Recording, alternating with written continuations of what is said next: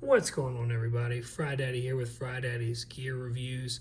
What happens when precision engineering meets battlefield-ready practicality? You get this sleek auto. This is the Microtech L.U.D.T, now in a sleek, non-serrated Tonto configuration. Let's talk about why this auto might be your next go-to blade. Now, what exactly is an L.U.D.T? The L.U.D.T, or a large underwater demolition team, is a staple in Microtech's automatic lineup. Originally designed with military and maritime applications in mind, the Gen 3 takes the legacy further with upgraded materials and precision-made finishes. This model features a non-serrated Tonto blade, which is a first for this line, giving it a modern tactical edge with added piercing power and increased tip strength. So a lot of people want to know on things like this, what is pricing? Because nowadays there are good knives and there are expensive knives and kind of in between. So the Gen 2 version of this, without the track tech, and it was not a Tonto blade, was originally $249. But now, for $13 more at $62, you can get the upgraded Gen 3 version. Now, let's go ahead and run through the numbers. So, the blade length is 3.375 inch.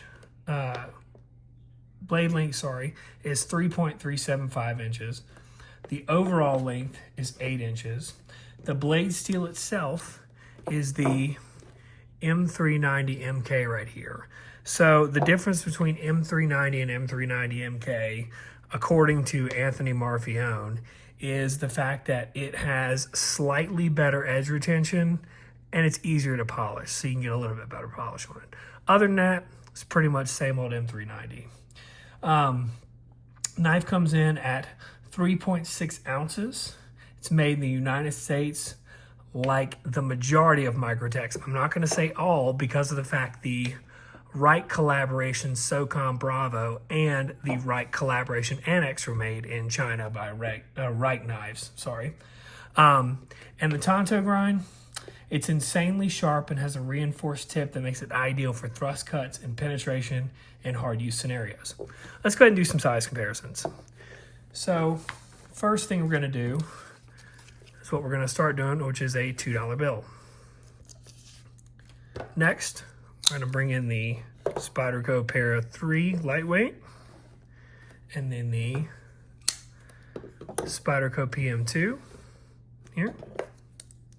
And then last but not least, for the knives, it's going to be this SOG Terminus XR right here. Okay. And then something pretty much everybody knows the size of, a Sharpie. So next we're going to talk about the blade itself. Okay, let's talk about this blade.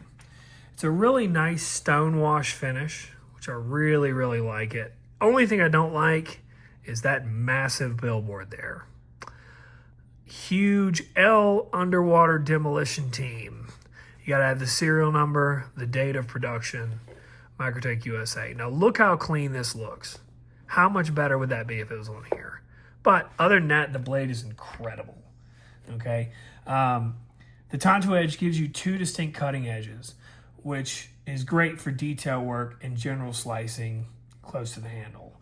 Now, there are two downsides to having two edges with a Tonto, and mainly because it's two different edges. So that means when you have to sharpen it, you have to sharpen two different things.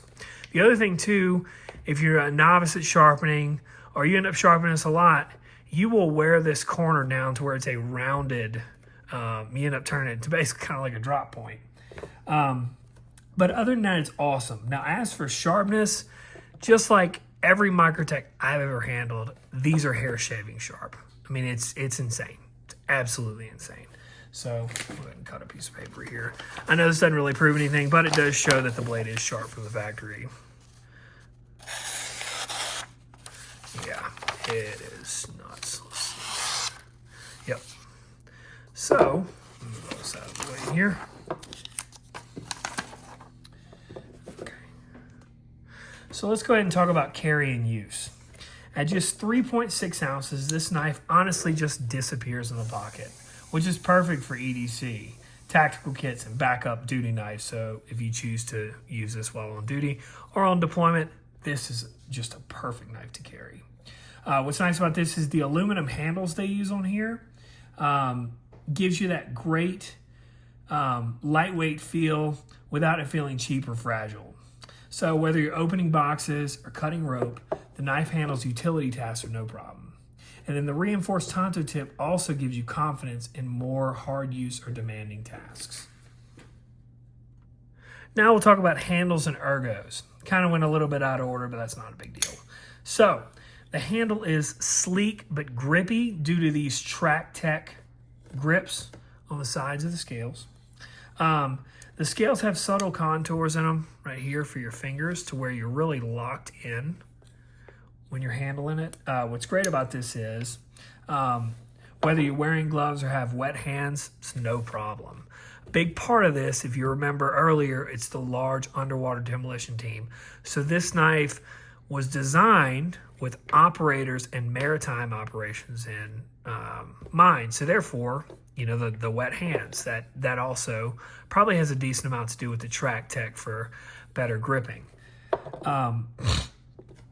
The anodizing on the scales is clean, smooth, and durable. The scales have no hot spots or sharp edges besides, of course, the blade itself.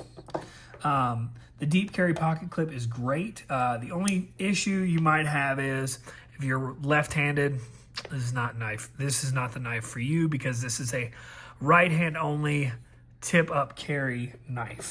The pocket clip is. So the downside of the Microtech itself, the only real downside I could see people having an issue with is kind of like the way I particularly feel about horizontal milling, even though I really like this knife. Horizontal milling is the fact that going in and out of the pocket and the fact this comes in contact with this Microtech stuff, when you pull, it's kind of difficult to get out of the pocket. But in terms of carrying, it's incredible, which I had said before. Now, deployment lockup. We've already seen it a couple times. The deployment is insanely snappy. It fires super hard. It actually has recoil on a knife, which is hilarious. But like I said, the deployment is super snappy. The coil spring on this is definitely dialed in on these new Gen 3s. And to top it off, they put this knife on bearings, which is a first as well, from what I understand, which gives it takes the smoothness to a new level. Lockup is rock solid, no play left to right or up and down at all, but yet still being easy to close. Now, the action is super snappy, but the spring's not strong enough to where you can't close it with one hand. You can do the standard two-hand close, but honestly, it's not so bad to where you can't close this with one hand if you needed to. Okay. The button is also recessed just enough to where if you're rubbing against your pants or you're pressing on it, it's not going to open in your pocket. But yet, if you need to, it's a quick press, which is really, really nice. So, who is this knife for? So, if you're a Microtech collector, this is a must-have evolution of an already great knife. If you're in military and law enforcement, or just like premium autos, this blade will be the one for you. This will deliver like a lot of them can't. Not saying that Protechs aren't great or other knives aren't great, but this knife, there's just something about it. It's kind of one of those, you can't really quantify it till you hold it in your hands. If you're looking for a functional, reliable, and damn near bomb-proof knife wrapped up in classic Microtech style, then this non-serrated Tonto L.U.D.T is for you. If you like this review, drop a like, hit subscribe, and tell me in the comments what's your favorite Microtech knife, and tell me why it's this one right here. Y'all have a great day.